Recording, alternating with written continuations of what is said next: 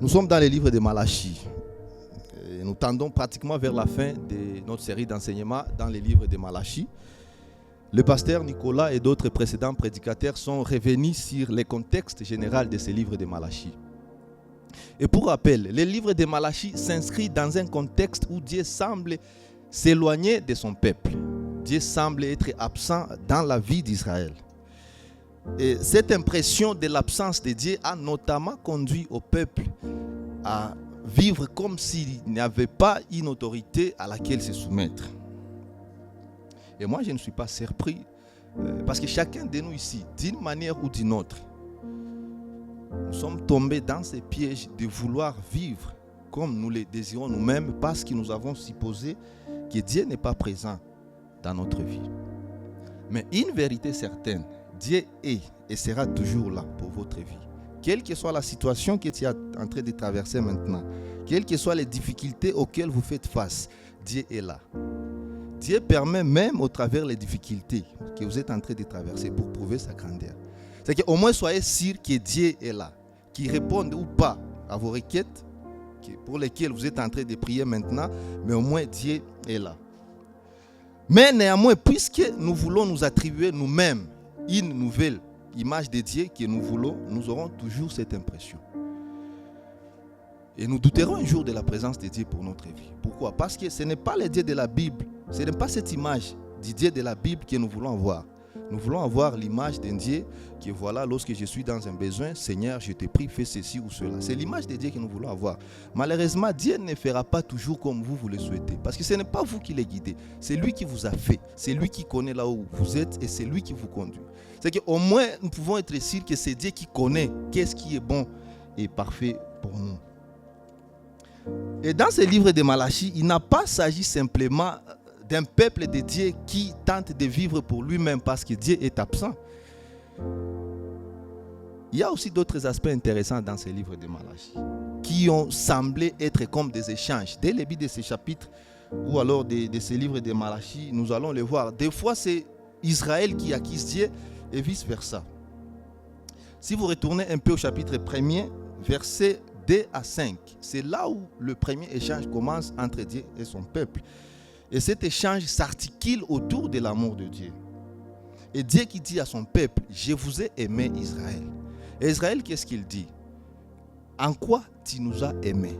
C'est comme si le peuple d'Israël est en train de demander à Dieu quelle est le preuve de l'amour que vous avez envers nous. Et lorsque j'ai lisé ces passages, c'est là où j'ai aussi acté cet adage qui dit que l'amour n'existe pas, il n'y a que de preuves de l'amour. Et c'est ce que nous sommes en train de voir ici. Et Dieu n'a pas hésité de prouver à Israël que réellement il aimait son peuple. Et qu'est-ce que Dieu dit? J'ai choisi la famille de Jacob pour établir mon alliance, mais pas celle d'Ésaü. Souvenez-vous que Israël est la descendance de la famille de Jacob. Et Dieu commence déjà à leur prouver que voilà, je vous ai choisi. Ce n'est pas parce qu'il y a quelque chose de spécial que vous avez fait, mais je n'ai pas choisi celle d'Ésaü. Et vous lisez la suite de ce passage, vous verrez d'autres arguments que Dieu essaie de montrer à son peuple pour réellement lui prouver qu'il est en train de l'aimer. Et combien de fois vous avez douté de l'amour de Dieu parce que Dieu n'a pas fait en fonction de vos plans? Il nous a toujours arrivé. Et essayez de demander aux gens en quoi est-ce qu'ils reconnaissent l'amour de Dieu. En quoi est-ce que dans leur vie, ils identifient l'amour de Dieu? Les réponses seront souvent du genre que voilà, Dieu a fait ceci pour moi, Dieu a fait ceci pour moi. C'est que vous ressentez que c'est lorsque Dieu a fait quelque chose que nous désirons ou que nous aimons que nous pouvons dire qu'il nous aime. Malheureusement, l'amour de Dieu ne peut pas être associé seulement aux choses matérielles. L'amour de Dieu ne peut pas être associé seulement à nos désirs ou à ce que nous aimerions avoir. Voici un autre échange entre Israël et son peuple. Chapitre 1, versets 7 à 12. Dieu, qu'est-ce qu'il dit à Israël? Vous profanez et souillez mon temple. Israël qui répondit, en quoi nous t'avons profané? Et c'est la réaction de ce peuple qui m'a fait peur. Et c'est ça souvent le danger du péché. Tout le temps que le péché vous en fait une vie normale, votre conscience vous en détourne que c'est le mal que vous commettez et que vous êtes en train de faire. Et petit à petit, il vous détruit. Et notre échange intéressant, peut-être même le tournant de ce livre, se trouve au verset 17 du chapitre 10. À la fin, le peuple qui dit où est la justice de Dieu. Au moins, dans la société, certains rescapés conscients qui ont assisté à un degré élevé de l'injustice et de la corruption ont pris conscience de se demander où est la justice de Dieu. Et le verset premier du chapitre 3 de ce livre semble répondre à la question où est la justice de Dieu. Et le verset 3 nous montre aussi la fonction de celui qui viendra. Parce que Dieu n'a pas hésité de dire à Israël en quoi est-ce que ma justice consiste. Malachie chapitre 3, verset 1er. Nous allons juste tourner une page à notre gauche. Voici, Dieu ici est en train de répondre à la question où est la justice de Dieu. Voici, j'enverrai mon messager. Il préparera le chemin devant moi. Et soudain, entrera dans son temple le Seigneur que vous cherchez.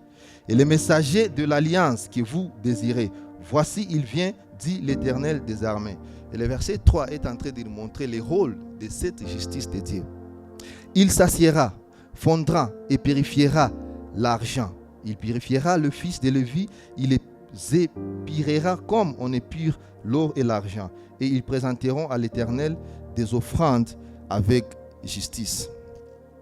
En associant ces deux versets avec celui de Marc chapitre 1er, du 1er au verset 5, mais si vous avez du temps à la maison, vous pouvez lire même tous les chapitres, nous verrons ici que la justice de Dieu dont la parole est en train de nous parler ici, c'est Jésus-Christ. C'est important de lire ce passage de Marc, chapitre 1er, versets 1 à 5.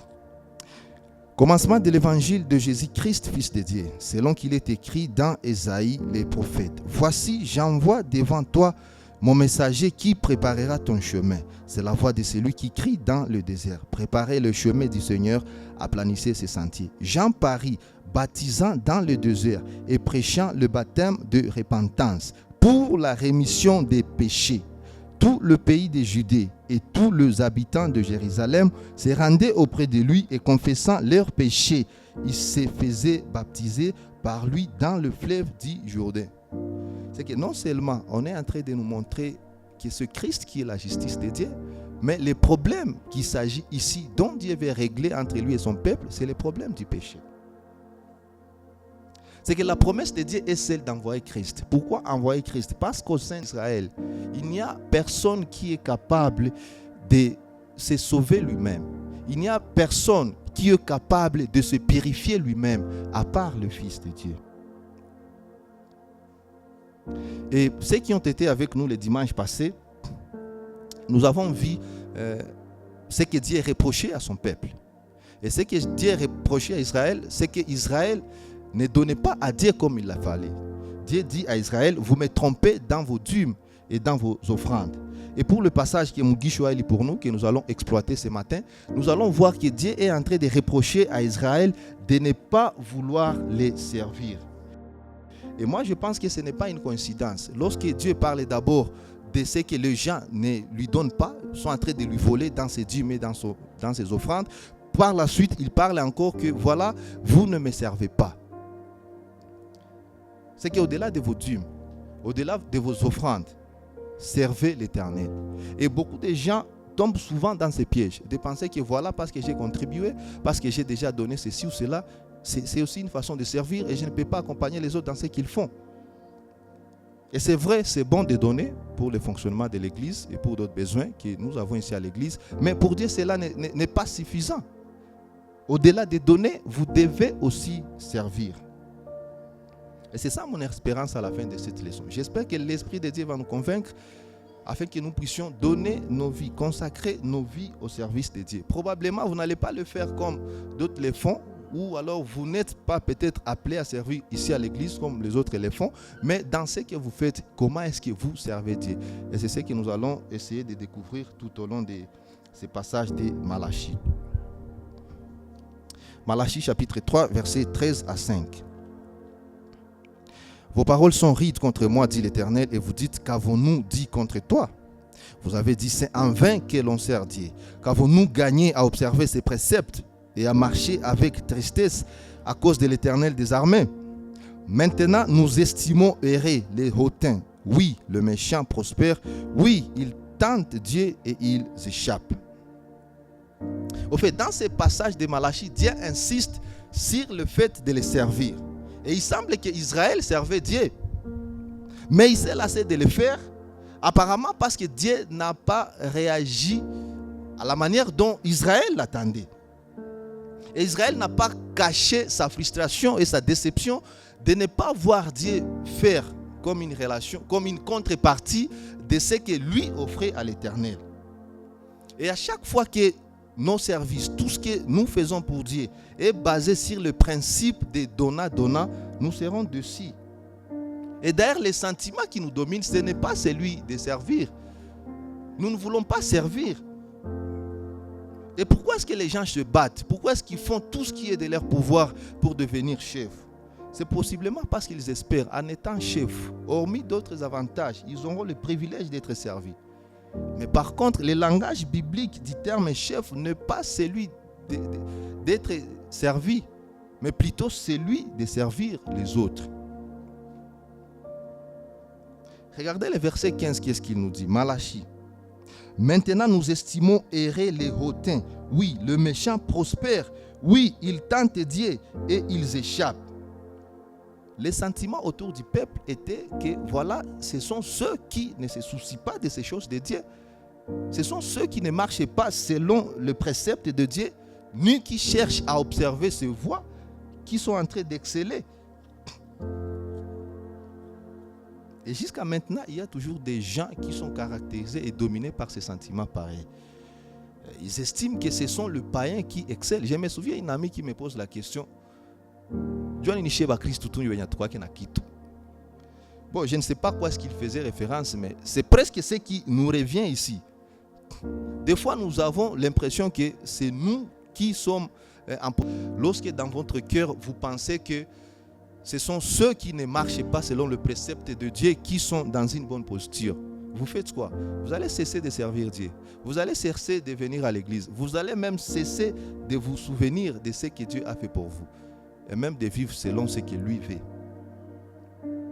Alors que dans 1 Corinthiens chapitre 12, versets 4 à 7, la Bible est en train de nous rappeler les dons que nous avons reçus de Dieu et l'objectif de ces dons. 1 Corinthiens chapitre 12, versets 4 à 7. Il y a la diversité des dons, mais le même esprit. Diversité des ministères, mais le même Seigneur.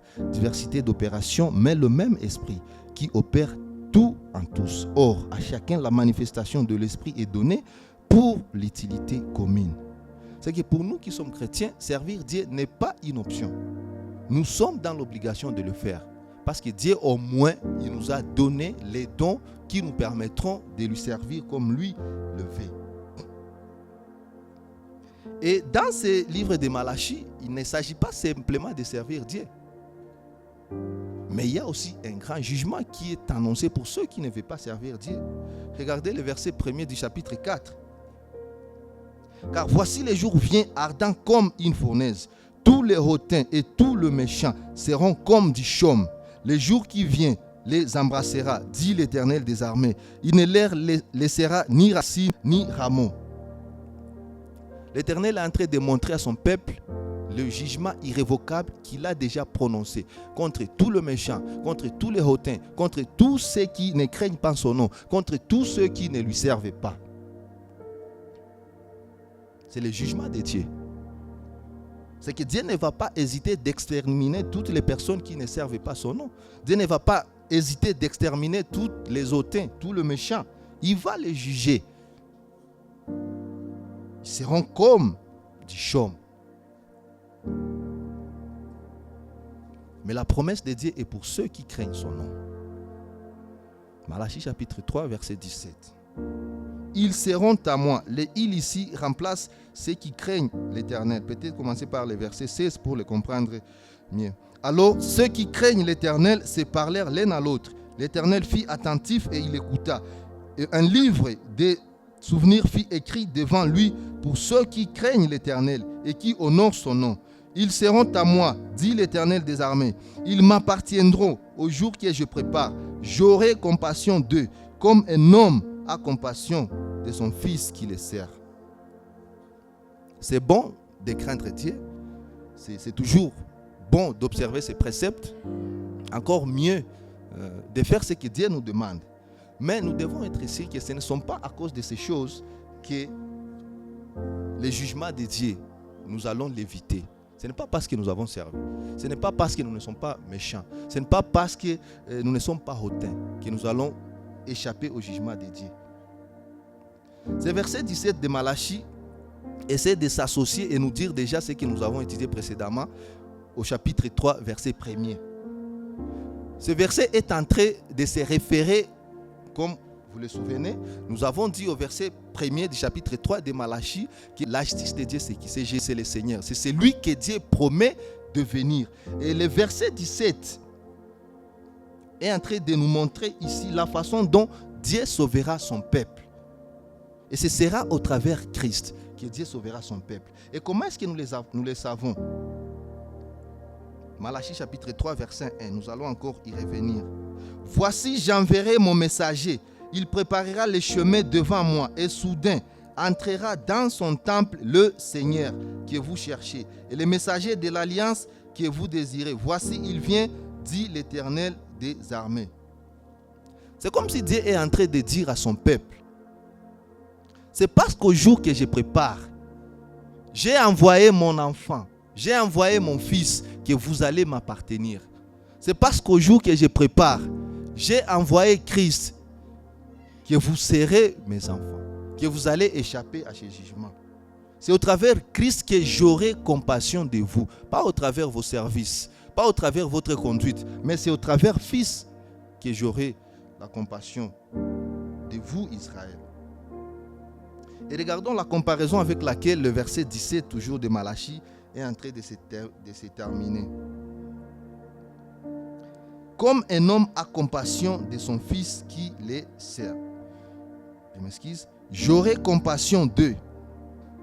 Comme un homme a compassion de son fils qui les sert.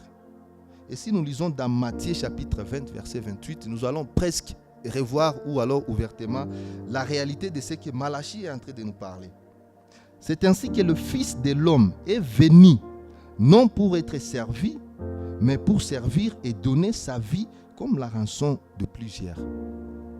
C'est ainsi que le Fils de l'homme est venu, non pour être servi, mais pour servir et donner sa vie comme la rançon de plusieurs. Et c'est exactement ça la bonne nouvelle de l'Évangile. Nous étions tous éloignés de Dieu. Nous sommes tous des hautains, nous sommes tous des méchants. Nos cœurs ne sont pas ceux qui veulent servir Dieu. Et ce que nous méritons, nous avons vu dans Malachie le jugement que Dieu a prononcé contre tous les méchants, contre tous ceux qui ne veulent pas servir Dieu. Ils seront comme de la chaume. C'est un jugement aussi qui n'est pas simple. Mais Dieu ne l'a pas fait. Ou alors il ne l'a pas fait au travers de nous. Mais Dieu a quand même jugé. Il a pris l'initiative d'envoyer son fils pour qu'il vienne mourir à notre place. Et comme le verset 18 de Malachie est en train de nous dire, et vous verrez de nouveau la différence entre le juste et le méchant, entre celui qui sert Dieu et celui qui ne le sert pas. C'est au travers Christ que Dieu a distingué le méchant et le juste. Qui sont les méchants? Ce sont eux qui refusent que la croix de Christ n'est pas suffisante pour eux, pour leur salut. Et les justes, ce sont qui? Ce sont ceux qui se disent, oh Seigneur, merci pour ce que vous avez fait. Je ne pouvais pas moi-même payer cette rançon. Mais toi-même, tu l'as pourvu pour que je sois libéré. C'est au travers Christ que Dieu a manifesté sa justice et sa colère contre toute forme d'impiété. Et c'est ça la bonne nouvelle de l'Évangile. Et 2 Corinthiens chapitre 5 verset 21 est en train de nous le rappeler. Celui qui n'a point connu le péché, il a fait devenir péché pour nous, afin que nous devenions en lui la justice de Dieu. N'est-ce pas une bonne nouvelle? Et c'est ce que Malachie est en train d'essayer de nous enseigner ici. C'est ce que Dieu est en train de montrer à Israël, son peuple, à nous tous ici. C'est au travers de Jésus-Christ que vous allez m'appartenir. C'est au travers de lui que j'aurai compassion de vous. Et c'est lui qui est ma justice. Et sans le service de Christ, l'humanité entière serait toujours sous le jugement de Dieu. C'est que Jésus a servi, il a obéi à la mission de Dieu pour venir nous sauver. Les finalités de la venue de Jésus étaient pire son Père qui l'a envoyé et en plus sauver son peuple, et toutes les autres choses que Jésus pouvait accomplir allaient dans le sens de servir, de marcher conformément à la volonté de Dieu.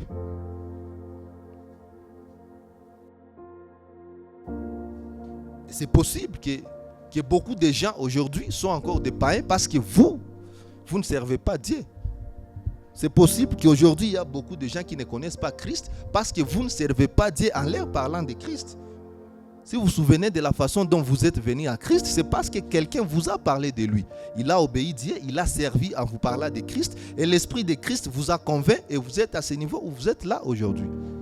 Donc si vous ne le faites pas jusqu'à maintenant, il y a des gens que Dieu a voulu qu'au travers vous viennent à lui. Et si vous ne le faites pas, peut-être que Dieu pourra le faire d'une autre façon, mais vous porterez le prix de leurs âmes parce que vous n'avez pas obéi comme Christ l'a fait. Il fallait que Christ vienne servir l'humanité pour que nous puissions avoir ce salut. Et pendant les annonces, si vous avez très bien suivi, il l'a dit, nous sommes une famille biblique en mission. En mission pour faire quoi? Pour servir, marcher selon les préceptes de Dieu, aller chercher tous ceux qui sont loin de Dieu et les ramener à lui. C'est vrai que ce n'est pas nous qui avons ce pouvoir de convaincre le cœur des gens. Ce n'est pas nous qui sauvons les gens, mais nous pouvons quand même leur parler de Jésus. Et Paul, je pense, dans Hébreux, il est en train de dire, si nous ne prêchons pas, comment est-ce qu'ils vont entendre que c'est Christ elle? Et qu'en est-il des gens que Dieu mette sur votre chemin? Et moi, je pense que ce n'est pas par hasard que vous êtes là où vous êtes. Ce n'est pas par hasard que vous rencontrez les gens que vous rencontrez. Dieu le fait pour un but précis. Et peut-être que le but particulier pour lequel Dieu fait en sorte que vous rencontrez des gens, au-delà de tout ce qu'il peut vous offrir, au-delà de tout ce que vous pouvez les aider à obtenir, c'est d'abord celui-ci. Les aider à identifier que la justice de Dieu est en Christ. C'est en Christ que la justice de Dieu est ancrée. C'est en Christ que tous les gens sont devenus justes devant Dieu, sans rien apporter. La foi en l'œuvre de Jésus-Christ à la croix. C'est la commission que nous avons, nous les chrétiens. C'est la recommandation que nous avons, nous les chrétiens. Allez de partout et de faire de toutes les nations les disciples de Dieu. Et c'est ce que ce livre de Malachie est en train de nous appeler à cela. C'est que soyons au moins conséquents. Parce que le jugement a déjà été prononcé. Et la seconde venue de Christ ne sera pas celui de nous faire un cadeau. Sera de nous juger. Peut-être qu'on vous demandera aussi les âmes pour lesquelles vous n'avez pas parlé de Christ. Et pour terminer, c'est que nous les chrétiens, nous n'avons aucune excuse de ne pas servir le corps de Christ. Ce texte de Malachie est un appel et une invitation de servir Dieu sans rien attendre en retour. Nous avons précédemment vu les dangers de servir Dieu en essayant d'attendre une contrepartie. Le danger, c'est quoi? Vous allez aussi cesser, comme Israël, de le servir et commencer à vous plaindre. Seigneur, en quoi est-ce que nous t'avons servi, mais nous n'avons rien vu en retour? C'est que nous avons le devoir de servir Dieu sans entendre rien en retour. Pourquoi? Parce qu'en fait de compte, servir Dieu n'est pas une question de compétences. Servir Dieu n'est pas une question des aptitudes, mais plutôt une question des dons. Et chacun de nous en a réussi en particulier. Si vous voulez servir Dieu, il vous rendra capable et à mesure de le faire. Dieu va distinguer au jour du jugement ceux qui servent son nom et ceux qui ne le font pas. Malachie. Peut-être relisons encore ce verset. Malachie chapitre 3 verset 18. Lui qui ne le sert pas. Et vous présent ici ce matin, je pense que ce n'est pas un hasard que vous soyez exposé à ce message. Peut-être que Dieu veut vous rappeler ce dont à quoi est-ce qu'il vous a appelé en tant qu'un enfant sauvé par le sang de Jésus-Christ. Il nous a appelés à lui servir par nos dons, par nos finances, par tout ce que nous pouvons pour que son nom aille de l'avant, pour que partout les gens entendent et écoutent la bonne nouvelle de l'évangile. Et vous qui le faites, que Dieu vous rende capable et à mesure de continuer toujours à le faire jusqu'à ce qu'il reviendra. Courbons nos têtes.